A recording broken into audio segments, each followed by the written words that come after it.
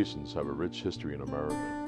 9 signers of the Declaration of Independence were Freemasons, as well as 14 American presidents, military generals, actors, and astronauts.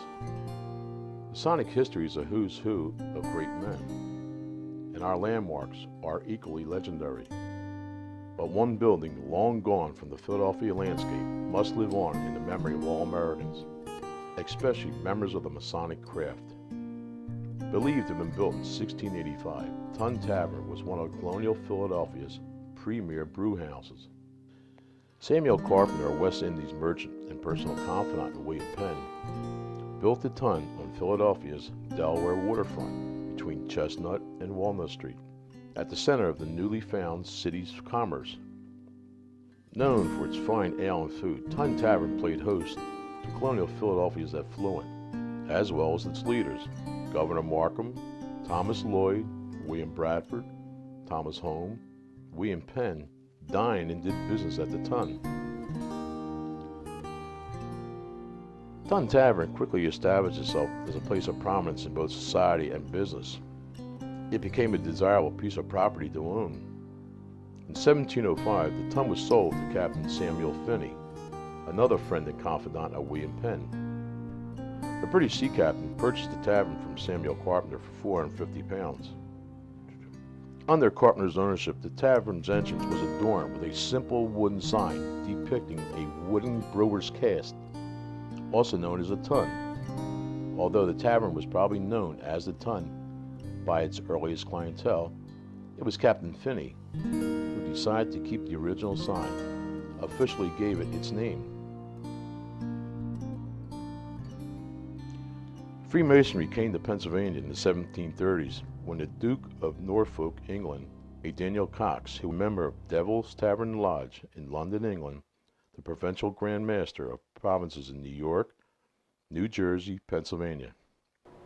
At the time that Freemasonry probably came here, the Tun Tavern was owned by Brother John Hobart, and at that time, Daniel Cox was deputized from England as provincial Grand Master for New York, Pennsylvania, and New Jersey, and he in turn made William Allen Grand Master for Pennsylvania. There is no written proof. We have a little circumstantial evidence, namely some minutes of a lodge held at Tun Tavern in which it says only William Allen, Esquire, Grand Master. But there is no official piece of parchment that says anything about that. There were 2 branches of Masonry at the time, and so far as we know, they all met at Tun Tavern. And in fact, one of the lodges of the so-called moderns was named the lodge at Tun Tavern. So that when it came time to think about formalizing all of this and forming a Grand Lodge, it was very probable that the meetings were held at Tun Tavern, because that was the place to be, it was the place to go and to be seen. Cox's deputation authorized him to appoint his officers for the years of 1731 and 1732, when he resigned as the Grand Master of the provinces. Tun Tavern's second-floor meeting room, Philadelphia's native William Allen, a successful merchant, was elected Grand Master of Pennsylvania's Freemasons on St. John the Baptist Day, 1732. As recorded in the Pennsylvania Gazette, Grand Master Allen appointed William Pringle, its deputy, and Thomas Bode and Benjamin Franklin, its wardens. Grand Master Allen appointed such Philadelphia notables as Benjamin Franklin and William Ball as officers. St. John's Lodge reads like a who's who's list of Pennsylvania notables.